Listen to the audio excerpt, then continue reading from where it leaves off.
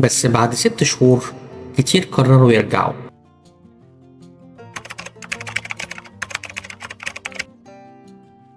بيقولوا كندا بلد الفرص، بس برضه في ناس كتير بترجع بعد شهور قليلة مكسورة محبطة وبتقول دي كانت أكبر غلطة في حياتي.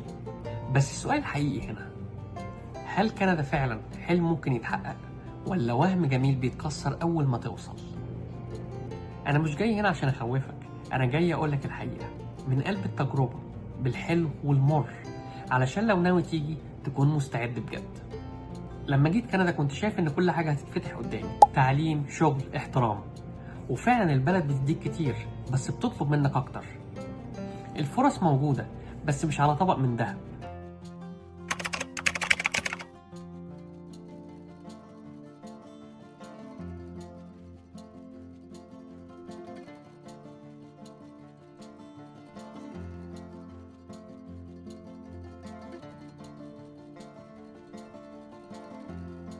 الوظائف موجودة بس لازم تبدأ من الصفر.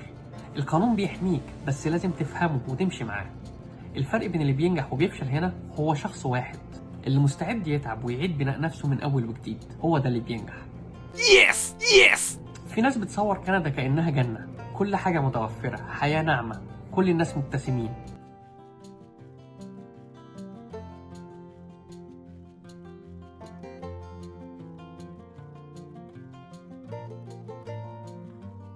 وفي ناس تانية بتقولك كندا قاسية وحشة والبرد بيكسر العظم.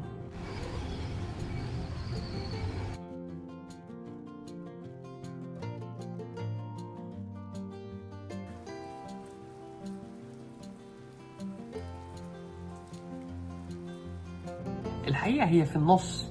كندا ممكن تكون أجمل فرصة في حياتك لو فهمت هي بتطلب منك إيه وقدمت اللي عندك بصبر. هتشتاق لأهلك؟ أكيد طبعا. هتشتغل شغلانات عمرك ما تخيلت نفسك فيها بنسبة كبيرة.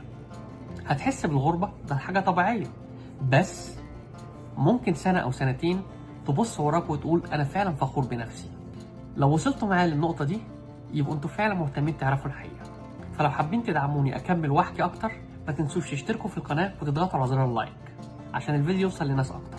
في فرق كبير بين اللي بيسيب بلده وهو فاكر إن كندا هتخليه غني في 6 شهور، وبين اللي جاي وعارف إنه هيبدأ من الصفر. اللي بيعتبر كندا بلد فيها نظام، قانون، احترام، بس محتاجة صبر وشغل، هو ده فعلا اللي بينجح. أنا شفت ناس بدأت من لا شيء وبنوا مستقبل لأولادهم، وشفت ناس رجعت محبطة علشان كانوا مستنيين السهل. كندا مش سهلة بس مش مستحيلة. لو انت بتحلم تبدأ من جديد، كندا ممكن تكون المفتاح، بس المفتاح لوحده ما بيفتحش الباب. لازم تبني، تتعلم، تصبر. في الفيديوهات الجاية هكلمكم عن المدن الأنسب للمهاجرين الجدد، والوظائف اللي تقدروا تبدأوا بيها، وازاي تبني حياتك واحدة واحدة. لو مهتمين ما تنسوش تشتركوا في القناة وتفعلوا الجرس، واشوفكم الفيديو الجاي في كندا بعيون واقعية.